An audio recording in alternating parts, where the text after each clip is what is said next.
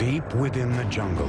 We're talking about a civilization discovered in the middle of a rainforest. Cryptic remains of a lost civilization, one that spanned a continent for more than 1,000 years. They definitely had attributes of the supernatural. They were the ancient Maya. Their rulers filled vast cities with sky-high pyramids, ornate palaces, and lavish plazas. They were masters of their environment. They were very resourceful in figuring out how to harness the energy, creating amazingly sophisticated works of art and engineering, and sustaining a civilization for 1,500 years. Then, after generations of prosperity and innovation, the ancient civilization collapsed, turning bustling cities into ghost towns to be reclaimed by Mother Nature. Centuries later, answers to the mysteries surrounding these majestic people and the godlike kings who ruled them tell a story of conquest, ingenuity, and disaster.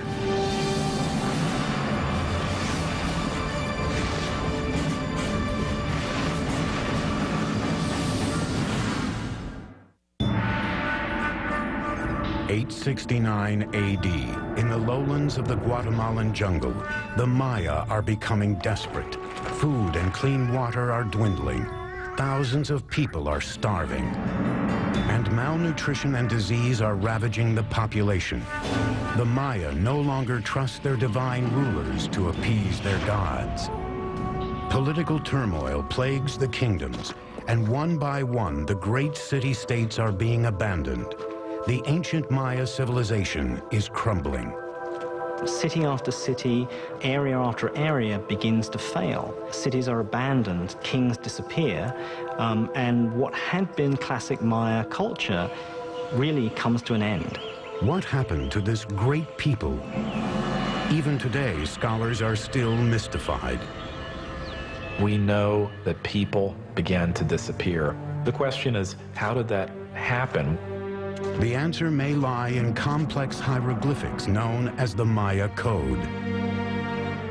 A hieroglyph is a complex way of conveying all the information that Maya people could think or express, and is the only example in the Americas of a complete, complex system of writing.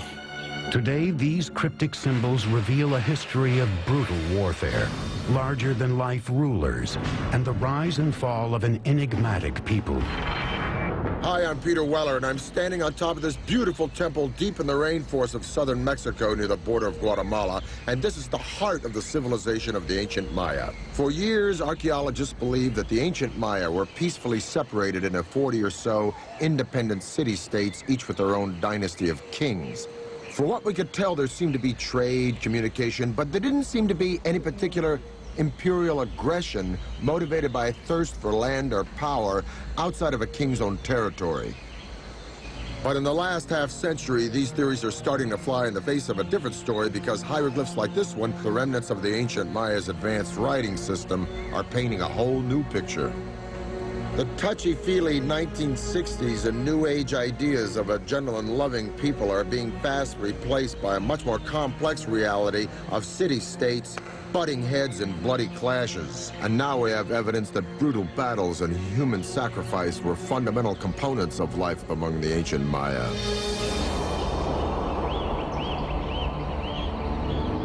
But the evolution of the Maya civilization into this complex network of city-states didn't happen overnight. The Maya came into existence probably a couple of thousand years before Christ. By 500 BC, population was on the rise, and small communities were turning into the first major Maya sites located throughout Central America. Fully organized kingdoms were ruling the region by 250 AD, with mighty rulers at the helm. They had powerful rulers. They were in competition with each other, and sometimes this competition led to war. For the Maya, it was war led by kings in the name of the gods. Maya kings were people like us, but for the Maya, they definitely had attributes of the supernatural. The price of devotion had brutal and sometimes deadly consequences. People owed a blood debt to the gods. It wasn't that they didn't regard human life or human blood highly. Quite the contrary. Human blood and human life was the most precious, the most sacred thing that could be offered to the gods in order to repay the blood debt that was incurred at creation. Bloodletting and human sacrifice dominated the king's strategic thinking. They picked allies and attacked neighbors, all with an eye on appeasing their deities and staying autonomous. Unlike Rome, in the case of the Maya, we're not dealing with one empire. Instead, we're dealing with a series of rival kingdoms. By the 3rd century AD, Maya civilization was flourishing. No one city ever succeeded in dominating all the others, but one seat of power was on the rise. Its name was Tikal. Tikal is one of the few cities that goes strong in the pre-classic period before the time of Christ, and then it just continues pretty much unabated all the way until the end of the classic period. This is a city that never really lost it. But in the 6th century, a rival power named Calakmul threatened Tikal's success. The Maya had these two great dynastic capitals, Calakmul and Tikal. Those two cities essentially locked horns. It's really Calakmul that seems to engage in this action in which they engineer alliances all the way around Tikal, essentially boxing in their enemy. It would be up to an ambitious and visionary leader to build a center of military power, one that would take on Calakmul. His name was Yakin Khan Kawil. He would construct one of the most iconic structures of the Maya, a pyramid that would stand the test of time, the Temple of the Giant Jaguar. The most valuable monument was one that took a lot of effort. So a big temple pyramid is an indication of your power, your strength, your prestige. It's a way of drawing people into your city because it shows what an awesome, powerful ruler you are. Building in semi-tropical environments with rudimentary materials was a unique challenge, especially when the goal was to build vertically using Stone Age technology. Most of the technology that we associate with big stone constructions were unknown to the Maya. They did not have beasts of burden. They didn't have metal tools. What the Maya did have was a virtually unlimited supply of malleable limestone and a great deal of manpower. Your labor was one of the things that you were required to give to the king on an annual basis. Blocks of limestone were quarried and then pushed, pulled, or carried by sheer force to the construction site. They used something that we call the tump line, and this is a rope that would pass around the forehead, and in that they could carry literally at times hundreds of pounds of debris. Level by level, the pyramid was built skyward. Wooden scaffolding supported the laborers and the structure as it expanded. Skilled masons shaped the limestone with stone tools and wooden mallets. Though the interior was filled with unrefined rubble, the exterior was deceivingly manicured, covered in a strong mortar known as Maya stucco, and painted red. Even though they knew of the wheel, even though they knew of metal, they elected not to make practical use of either of these things. And I think in part it was because in their worldview, something was much more valuable if a lot of human labor went into it. At nearly 150 feet, the Temple of the Giant Jaguar emerged, facing west toward the setting sun. The ancient skyscraper would command the attention of all who set foot in Tikal's Grand Plaza as a symbol of power and redemption. But Yakin Khan Kawil's engineering marvel was just the beginning. In 736, Kawil had defeated his ultimate rival, Calakmul. Then, in 743 and 744, he attacked and eviscerated two critical Calakmul allies that surrounded Tikal, El Peru to the west and Naranjo to the east. Finally, the suffocating noose that had once strangled Tikal was broken. In celebration of this, he builds a whole series of major expansions to the palace, new pyramids. And when we look at Tikal today, in many cases, we're looking at the fruits of that success. He may have even launched the construction of the tallest of Tikal's structures, Temple 4. Made of 250,000 cubic yards of stone, the massive pyramid stretched more than 210 feet, or 22 stories high, nearly as tall as the towers of the Brooklyn Bridge. It jutted far above the dense rainforest canopy, with a 180-degree view of the city. In the distance, other Maya cities were also ambitiously building toward the sky. But at this moment, with King Yakin Khan Kawil at the helm, Tikal was the unchallenged powerhouse of the Maya civilization. But Tikal was not alone. Out of sight, about 250 miles to the west, another dynasty is forging the construction of a great acropolis. There, in the 7th century, a king with a vision would emerge. He would turn one of the wettest cities in the world into a mecca of New World architecture.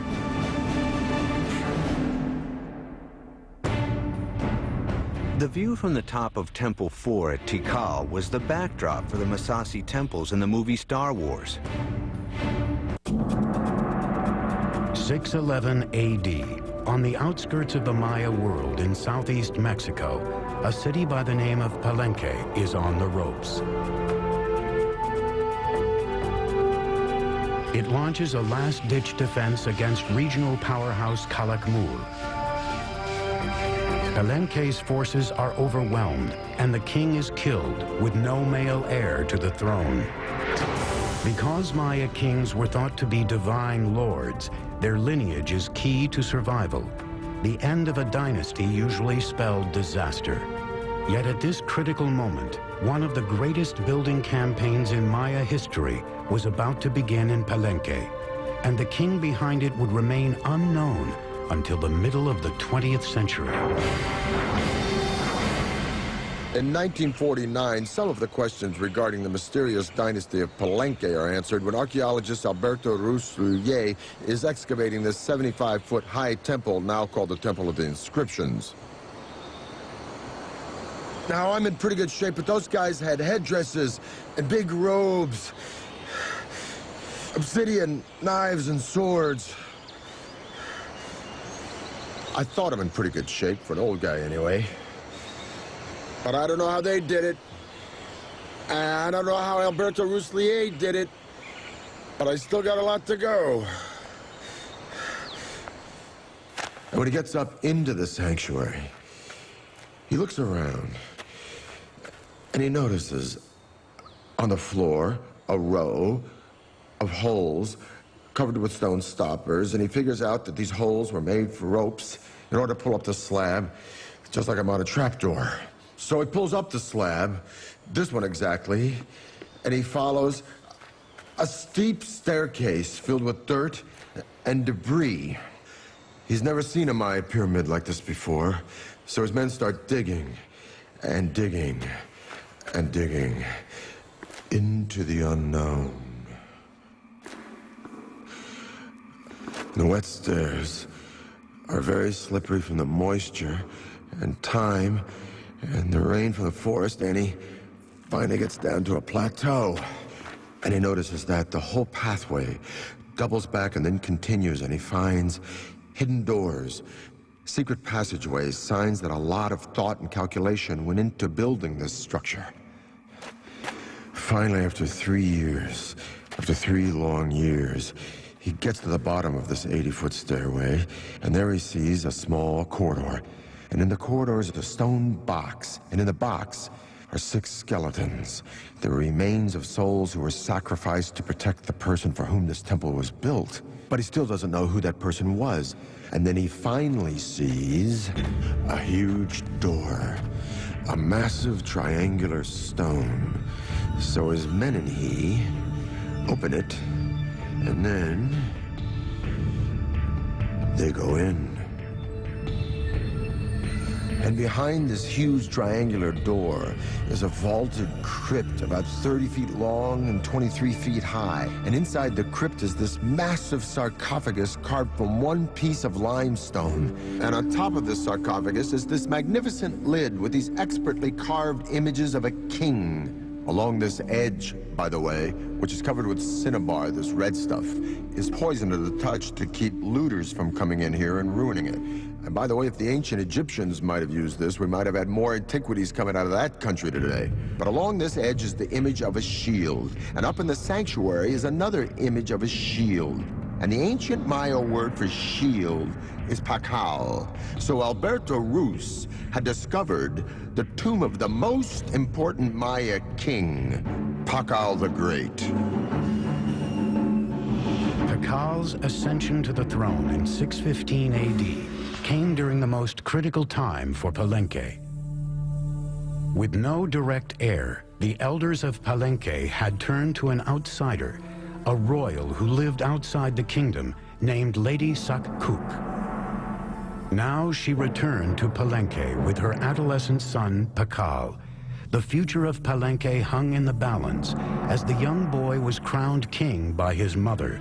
He was just 12 years old. She sort of kept the throne warm for him for over 10 years while he was growing up. As the young king grew into adulthood, Pakal had to deify himself to legitimize his rule. He declared his mother to be the living embodiment of the first mother, who created humans and the gods. He then was the son of a goddess, an exalted position that removed any question of his legitimacy. He was almost certainly a charismatic fellow. He had to have been. He had no power base. He had to do it almost on pure charisma and determination. As a Johnny-come-lately, as someone who needs to prove himself, he's going to be as splashy as possible. And so he constructs the most gaudy buildings imaginable. He's establishing all sorts of new architectural patterns. To authenticate his lineage, Pakal set off on a building spree to revitalize his battered kingdom.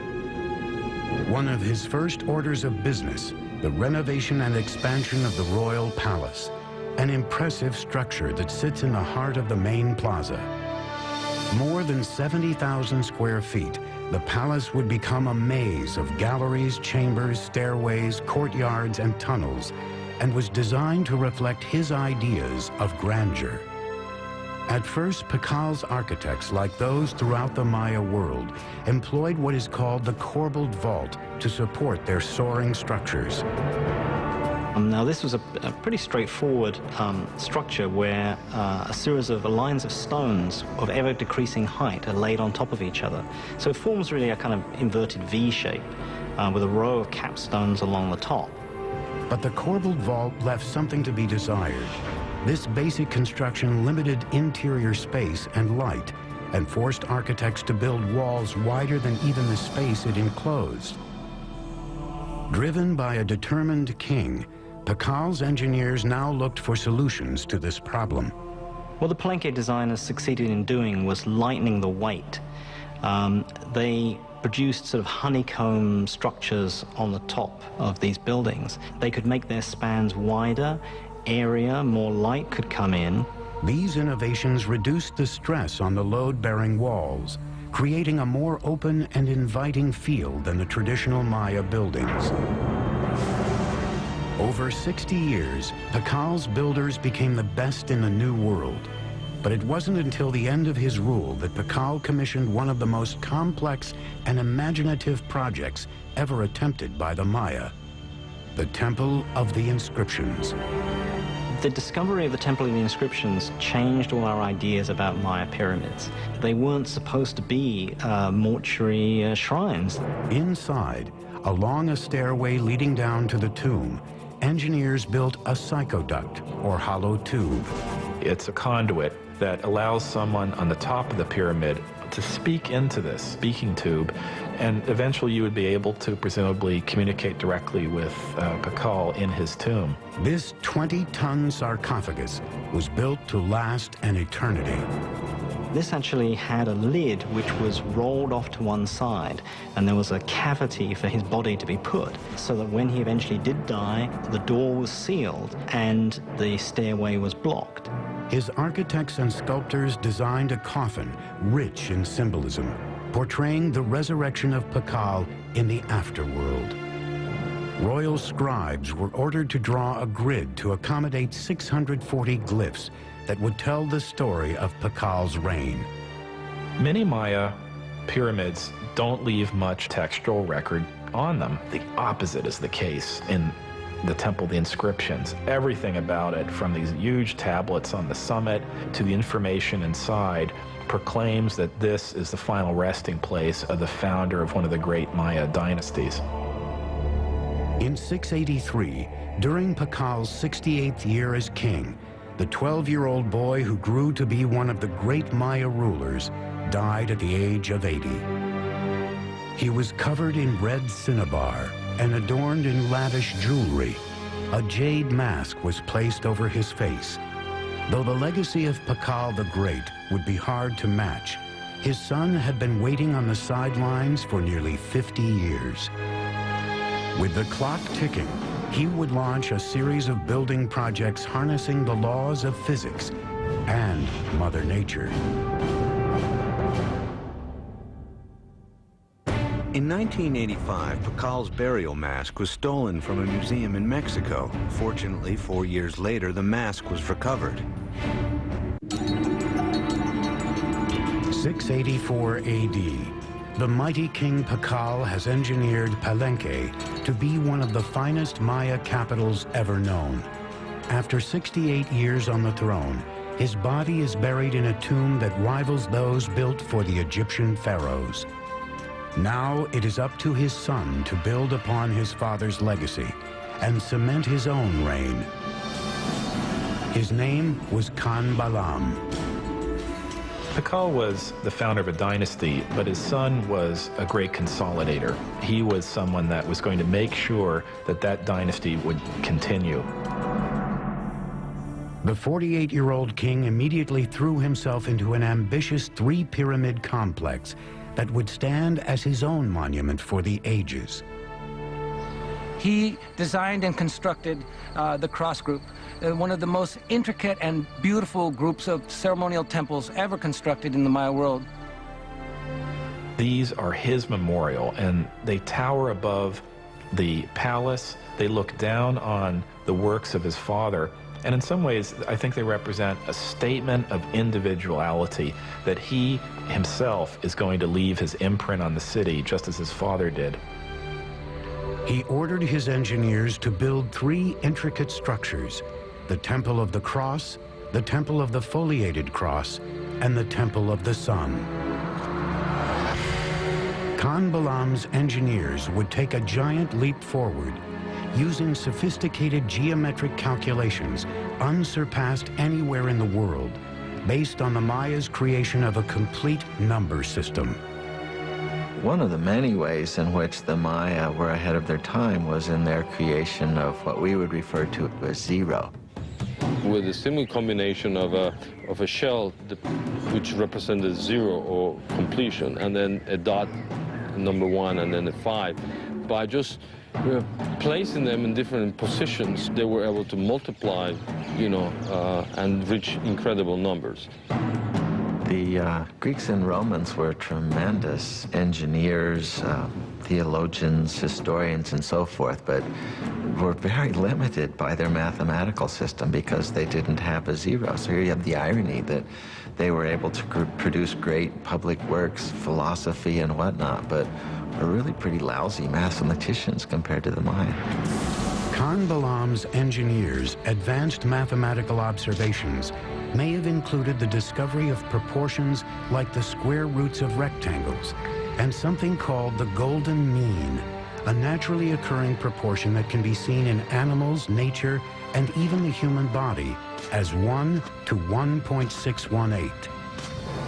measure a person from his head to his belly button, and then from his belly button to his feet, you get a proportion very close to 1 to 1.618, the golden mean. Some scholars believe this proportion has been appearing in structures for thousands of years at places like the pyramids of Giza in Egypt and the Parthenon in Greece. Da Vinci's Vitruvian Man is a study of this proportion, and some even say he painted the Mona Lisa using this ratio in her features. With nothing more than some sticks and a cord, Khan Balaam's engineers may have been able to measure the square roots of rectangles. In the Temple of the Cross, these shapes would be used to mark the two main piers of the facade, the width of the medial doorway and the interior walls. The golden ratio can be seen in the rear chambers and the base of the structure, with the side wall as 1 and the back wall as 1.618. By using repeated squares and natural proportions in the Temple of the Cross, a beautifully calculated floor plan took shape, full of geometry, mythological history, and a king's own legacy. But not all engineering in Palenque was done with an eye on the afterlife. Palenque's engineers also had to focus on more practical needs. One of the names of Palenque is La Camha, which means place of great waters. We have 4 rivers running through Palenque year-round. We have dozens of springs. We have water everywhere. These riches came with challenges. Palenque was surrounded by steep hills, natural springs and creeks that carved their way through the base of the site, leaving only bits and pieces of flat, water-free land for building. Unlike most Maya cities, the problem facing Palenque wasn't how to store water for the dry season, it was how to deal with an overabundance of water. As you can see, everything is green here, it rains every day. So to meet this challenge, the city planners devised a unique way of diverting the pre-existing streams by building subterranean aqueducts that would channel the water underground, thus saving more land on top for cultivation. These tunnels were lined with limestone and they were covered with our old friend from Egypt and Greece, the corbelled vault. Series of protruding stones, one on top of the other, formed sort of an arch overhead. Now these ceilings were so sturdy, they could support the massive weight of Palenque's giant plazas overhead. So the people were walking along with the water rushing underneath them, being diverted away from the city, just like it is where I live today in New York City. What's even more impressive is that there are signs that Maya engineers may have figured out a way to create water pressure. They built water tunnels that ran through the rugged terrain into the city, often directed uphill. As they got closer to the main structures, the pipes got incrementally smaller. Like Roman fountains, the water pressure gained momentum as it coursed through increasingly narrower tunnels, eventually allowing for running water throughout Palenque's buildings. We have beautiful systems of sweat baths and swimming pools and aqueduct. In its day, it would have rivaled any of the Roman aqueduct systems. We don't see this use of water pressure anywhere else, and it doesn't appear again until the Spanish bring the technologies with them. Together, Khan Balaam and his father Pakal ruled Palenque for nearly 100 years, pushing Maya engineering to a level never seen before. The future seemed bright for this city on the rise. But its years of glory are about to come to a sudden end. Something is happening in the Maya world that will cause the classic city-states to implode. The Maya had developed the concept of zero by the 4th century AD, but the Europeans wouldn't understand the concept until 800 years later. By the 8th century, Palenque, Tikal, and the other kingdoms of the Maya world were expanding across the continent. Tall pyramids, unparalleled city planning, and sumptuous royal palaces advertised the glory of the great kings. Then, suddenly, these cities began to unravel, one after another. Royal sculptors stopped carving their monuments with historical information, and kings halted their construction projects. Maya civilization had plunged into darkness. It's not that the entire Maya lowlands is abandoned overnight. It's that, one kingdom falls here and another one 10 years later falls over here, then another one over here. The causes of the Maya collapse remains a great debate among scholars. We're really talking about a society that was pushing itself to the limits. There is no one single explanation for this implosion, but scholars seem to believe that environmental catastrophe led to a full-blown meltdown for the Maya civilization. The soil no longer produced crops, thus lack of food and polluted water produced malnutrition and disease. The Maya could no longer count on their kings to intercede with their gods because their great society was in a death spiral, and their kings, so long counted on for guidance and prosperity, were powerless to stop it. So sadly, but slowly and surely, the people voted with their feet, and the ancient Maya left their beautiful cities forever. There were no signs of mass graves. They did not vanish. Where did the millions of Maya go? If you wanted to go where it was happening, you moved north. Go north, young man. The cities that die in the south, and that's the only way to describe it, is they just go into oblivion, are never really replaced. But there are locations all around the Yucatan Peninsula where the cities not only thrive, but they begin to grow explosively. This growth was enhanced by an elaborate network of causeways called sacbés, or white roads. The sacbés weren't just local transport. They were emblems of the great political power of two allied cities that had the wherewithal to create this magnificent royal procession way between their two kingdoms. As much as 60 miles long in some places, they were a marvel of engineering. They would place huge rocks on both sides of the causeway and then filling whatever was in between with cobbles and unfinished rocks and the stones, and then they cover all this surface with stucco. Nice plaster, and then upon it, they create this smooth surface. In the Yucatan Peninsula, the sacbés often charted a course through the rough terrain in perfectly straight lines. It's not easy to cut a line 60 miles that doesn't deviate even a degree. I would really like to know what instruments they use. We have no record of it. These causeway systems allowed for rebirth, movement, and trade in the north. And it is there that the ragged survivors of the southern lowlands hope to find a second chance, in a Yucatan city called Chichen Itza. Chichen Itza came to be the largest and most powerful city from about 800 to 1050 or so that had a real knack of being a big tent. So it was a very cosmopolitan place, and I'm sure it traded handsomely on that reputation. One of the buildings unique to the site was El Caracol, an astronomical observatory. The Maya were obsessed with both time and the stars and spent centuries looking to the sky for answers.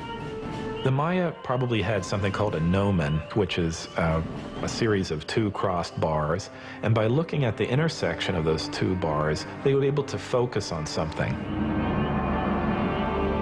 With just basic tools, the Maya were able to track the movement of the stars and planets and the passing of time. Like Stonehenge, this was a place where people could make solar and lunar observations. The staircase in the front of the building faced 27.5 degrees northwest, out of line with other structures, but in almost perfect alignment with Venus's most northerly position in the sky. It was closely aligned with the celestial bodies and occurrences, such as the movement of Venus and the solstices. In the higher tower of the building, 3 openings survive today.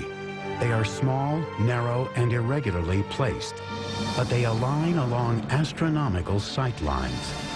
In the Caracol, we can see in its orientations, in its peculiar displacements, in its odd alignment of buildings, a focus on what Venus was doing at the time.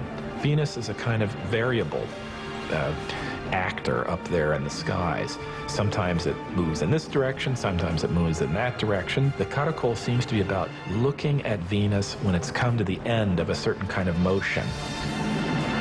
This astute astronomical observation allowed the Maya to build their interlocking calendars that were more accurate than any other used in the ancient world. The Maya had two calendars, one ritual and then, you know, the solar calendar that is very, very similar to what we use in the Western world. The Maya measured the solar year to be 365 days. Their measurements for the revolution of Venus and the occurrence of lunar eclipses were equally on target. In just 200 years, the Maya had achieved a rebirth in the wake of the catastrophic destruction of their southern cities. But now the North would face an even deadlier enemy, one that was capable of annihilating the Maya while leaving their cities intact. Chichen Itza is renowned for its well of sacrifice. It is said that humans and precious objects were tossed into the sinkhole as offerings to the rain god Chaac. In the 9th century, the classic Maya cities suddenly and mysteriously collapsed, ending the era of greatest prosperity and growth. Rebirth in the north gave the Maya an opportunity to combine astronomy and engineering on an unprecedented scale. At Chichen Itza, signs of continuing obsession with the skies left a permanent mark on Maya architecture. The cornerstone of Chichen Itza was the 98-foot El Castillo, or the castle, built in the 9th or 10th century. The 365 steps equal the number of days in the Maya civil calendar. 52 panels on each side represented the Maya's 52-year cycle. 9 terraced levels equaled the 18-month Maya solar calendar. And the temple's axis was perfectly aligned so that specific shadows were cast twice a year. For any Maya standing and looking at the northwestern sector of the Castillo, they would see a balustrade and then a combination of shadows and the sun hitting that part just before sunset. And then several triangles form. And then at the very bottom of this balustrade, you have a nice carved serpent head, a snake coming down from heaven.